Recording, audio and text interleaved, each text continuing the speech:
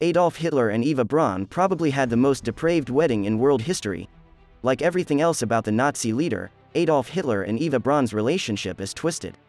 Despite being 23 years difference in age, Hitler and Braun dated from the time she was 17 years old until their suicides at the end of World War II. Hitler wanted to project a perfect image of being married to Germany, so he avoided Eva whenever they were in public. This peculiar connection continued through their wedding. Despite the fact that Hitler showed more devotion for his dog, Blondie, Braun faithfully followed him for about 16 years, on whom he tested his poison before using it on himself.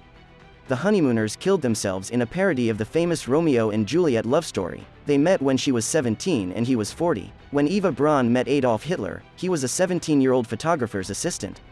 Braun was working as the official photographer for Hitler after recently graduating from convent school. The two went on a date to the opera in 1929. Braun became Hitler's mistress soon after their first meeting since his previous mistress is said to have committed suicide. Hitler investigated Braun's family to make sure she was pure. Hitler had Braun's family history thoroughly investigated before their first date to make sure Braun was pure. Even if the research was successful, subsequent DNA data suggests that Braun might really be descended from Jewish forebears. Hairs from a hairbrush bearing Braun's initials, which had been discovered in the Alpine residence she shared with Hitler and then stored, were DNA tested for the UK television program Dead Famous DNA years after the war ended. The results of the testing indicate that an Ashkenazi Jew personally provided the hairs. Braun was Hitler's mistress for 16 years before they married.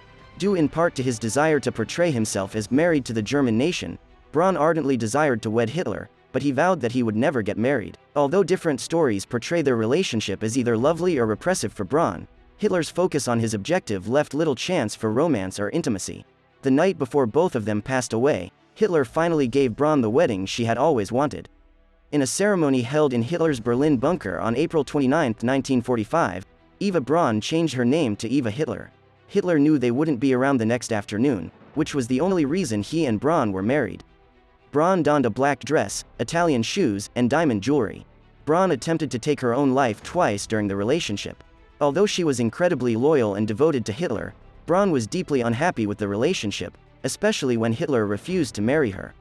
Though the exact cause isn't known, Braun attempted to take her own life twice during her relationship with Hitler, once in 1932 and again in 1935. After her second attempt, Hitler gave Braun an apartment, and a year later she moved into his home in the Alps. Immediately after the wedding, Hitler drew up his will. Hitler withdrew to start their suicide plans after providing Braun with what she desired for almost 16 years. For a while now, Braun had been eager to share her husband's destiny. "From our first encounter I pledged to follow you everywhere, even till death. I live only for your love," she had written him in a letter a year earlier. Hitler drafted his will, outlining how his and Braun's corpses were to be handled, just hours after he wed Braun. Hitler didn't want Braun at his bunker, but she refused to leave. Hitler didn't ask Braun to come to his bunker in Berlin. In fact, he ordered her to leave when she arrived. Braun refused to leave, however, and chose to remain by Hitler's side until the end. Not even Hitler's closest associates knew the full extent of the relationship. Even his closest associates were unaware of the true scope of their connection because Hitler insisted on keeping his life with Braun as private as possible. Even after Braun moved into Hitler's house in the Alps in 1936, the two effectively lived separate lives.